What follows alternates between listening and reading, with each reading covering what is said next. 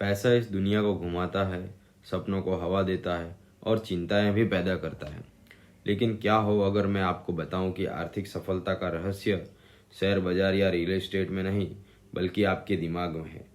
आज हम मॉर्गन हाउसले की best selling book the psychology of money के बारे में बात करेंगे और पता लगाएंगे कि कैसे हमारी चिंताएं, आदतें और सोचने का तरीका हमारी वित्तीय यात्राओं को आकार देते हैं। चैप्टर 1। कोई भी सोच अजीब नहीं है।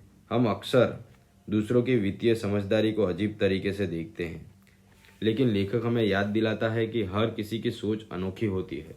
हमारा अनुभव, डर और सपने हमारी सोच को आकार देते हैं। जो आपको सही लगता है वो किसी और को अजीब लग सकता है। इस बात को समझना आवश्यक है ताकि हम अपने लिए एक बेहतर प्लान बना सकें जो हमारे लिए है, ताकि दूसरे जो कर रहे हैं वो हम करें और अपना समय बर्बाद ना कर दें। Chapter number 2। धीरे धीरे अमीर बने। जल्दी अमीर बनने की योजनाएं और रातों रात करोड़पति बनने का सपना भूल जाओ। लेखक का मानना है कि धन एक धीमी गति से बढ़ने वाला बोनसाई पेड़ की तरह है। इसमें समय, धैर्य और लगातार देखभाल करने की जरूरत है। असली जादू छोटी और स्थिर आदतों में है। हर महीने थोड़ा बचत करना, बुद्धिमानी से निवेश करना, फिजूल खर्ची से बचना, इन छोटी छोटी आदतों से आश्चर्यजनक परिणाम होता है। चैप्टर 3। कम अपेक्षा रखें। हम पर बाहरी विचारों और जानकारियों की बौछार हो रही है जो हमें बता रही है कि हमें और अधिक और अधिक और अधिक की जरूरत है।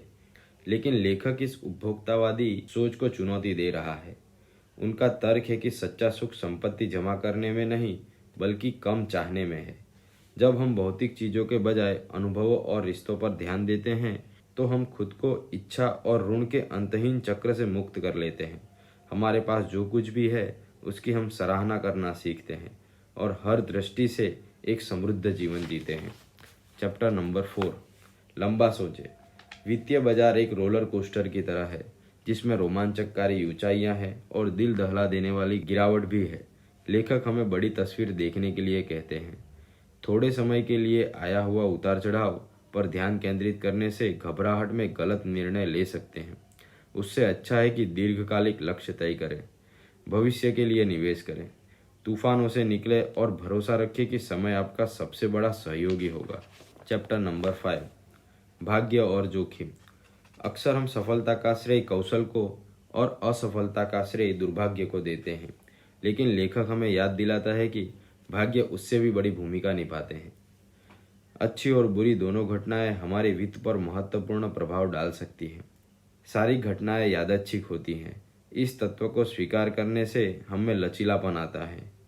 बांटे गए पत्तों को हम नियंत्रित नहीं कर सकते, लेकिन उस पत्तों को कैसे खेलना है उसे नियंत्रित कर सकते हैं। रिस्क को समझदारी से प्रतिबंधित करें, अपने निवेश में विविधता लाएं और याद रखें, कभी कभी पासा पलटने से सबसे अच्छी योजनाएं भी फेल हो जाती हैं। साइकोलॉजी ऑफ मनी करोड़पति बनने के बारे में नहीं है।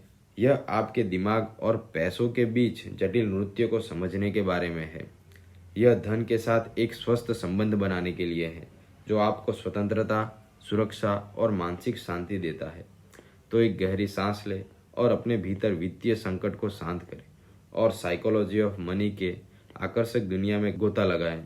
आप जो खोजते हैं उससे आप स्वयं आश्चर्यचकित हो सकते हैं।